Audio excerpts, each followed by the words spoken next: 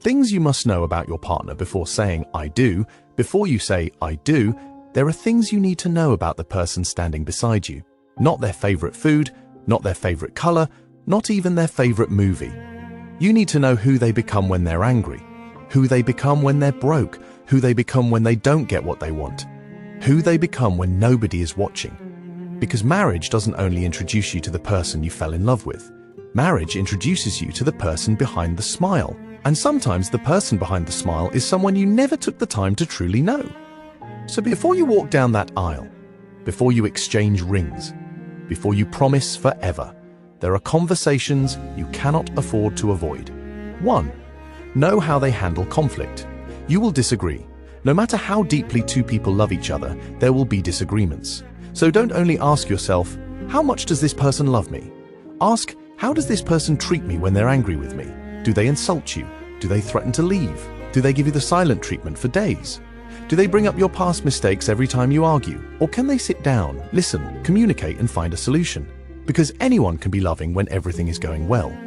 Character becomes clearer during conflict. The person you marry should not only know how to love you when they're happy, they should know how to respect you when they're angry. 2. Understand their relationship with money. Love is beautiful, but marriage also involves bills, rent, food, children, education, emergencies, savings, debt, and family responsibilities. And financial pressure can expose problems that romance once covered. Before marriage, talk openly about money. Ask, how much debt do you have? Do you save? Do you spend impulsively? What are your financial goals? Do you expect one person to provide everything? Will you have joint accounts, separate accounts, or both? How will major purchases be handled? And perhaps most importantly, what does money mean to you? Because two people can earn the same amount of money and have completely different attitudes toward it. Don't wait until you're married to discover that one person believes in saving, while the other believes money is meant to be spent. 3. Know their values. Chemistry can bring two people together, but shared values often determine whether they can stay together. Ask yourself, what does this person believe about honesty, family, faith, children, work, fidelity, respect, responsibility, and commitment? You don't have to agree on everything, but some differences are too important to ignore. If your partner's most important values constantly conflict with yours, love alone may not solve the problem. Don't marry someone's potential. Pay attention to their character today. 4.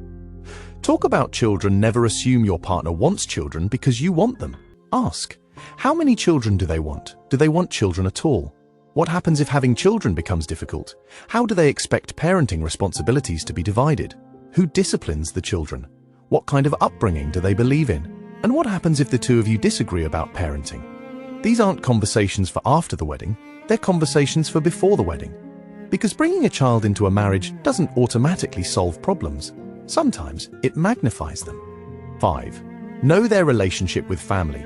You're not only marrying an individual.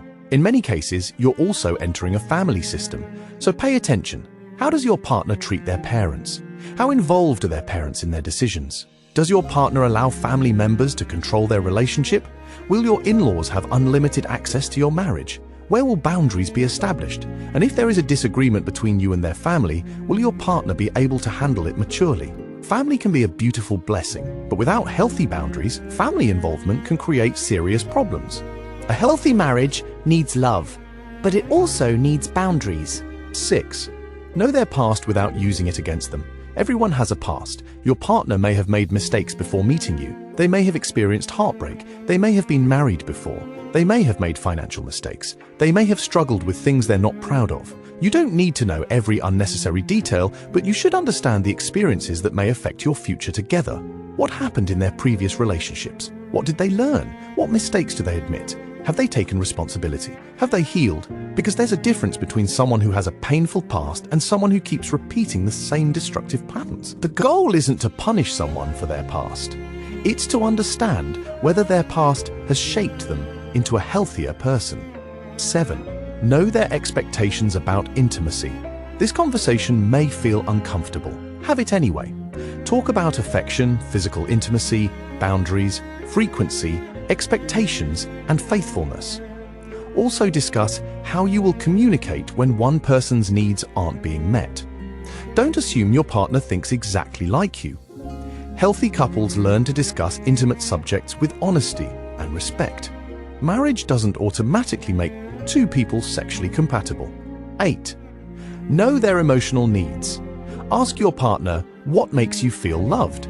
Some people need words. Some need physical affection. Some value quality time. Some feel loved when their partner helps them. Some need reassurance. And some don't know how to express their needs at all. You need to understand each other, because sometimes people aren't unloved. They're simply loved in a language they don't recognize. 9. Watch how they treat people who cannot help them.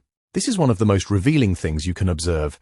Watch how your partner treats waiters, drivers, security guards, children, older people, strangers, and people who disagree with them. Watch how they treat people who have less money than them. Because if someone is only respectful to people they need, their kindness may be conditional. Character is revealed by how we treat people who have nothing to offer us. 10. Know their habits before marriage. Some habits may seem cute.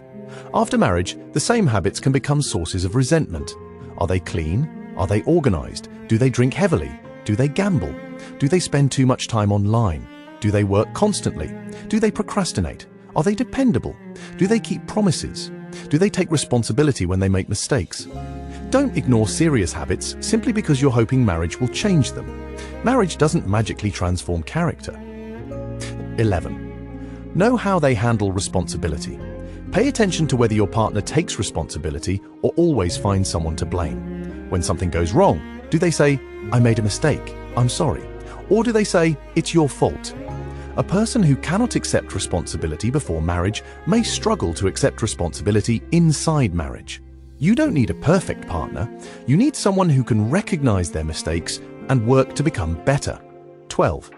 Talk about where you want to live. This sounds simple. It isn't. One person may dream of living in the city, the other may want to move abroad. One may want to live near their parents, the other may want to complete independence. One may want to build a business, the other may want a stable career. Talk about your dreams before you combine your lives. Because marriage isn't just about where you are today, it's about where you're both trying to go. 13. Understand their definition of faithfulness. Don't assume you both have the same definition of cheating.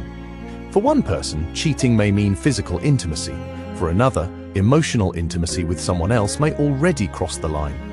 What about private messages, dating apps, flirting, secret friendships, meeting an ex, deleting conversations? Talk about boundaries before someone crosses them. Clarity today can prevent heartbreak tomorrow. 14. Find out whether they can communicate. Can they tell you when something is bothering them? Can they listen without immediately becoming defensive? Can they disagree without becoming disrespectful? Can they apologize?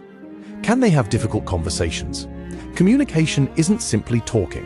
It's the ability to be honest without destroying each other. Because many marriages don't end because there was no love.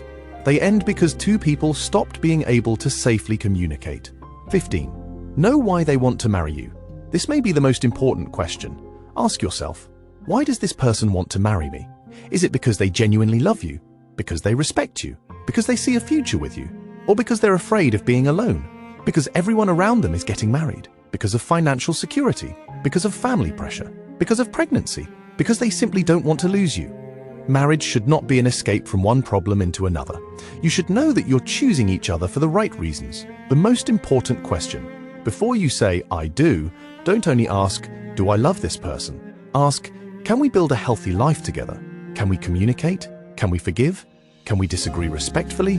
Can we manage money together? Can we handle pressure together?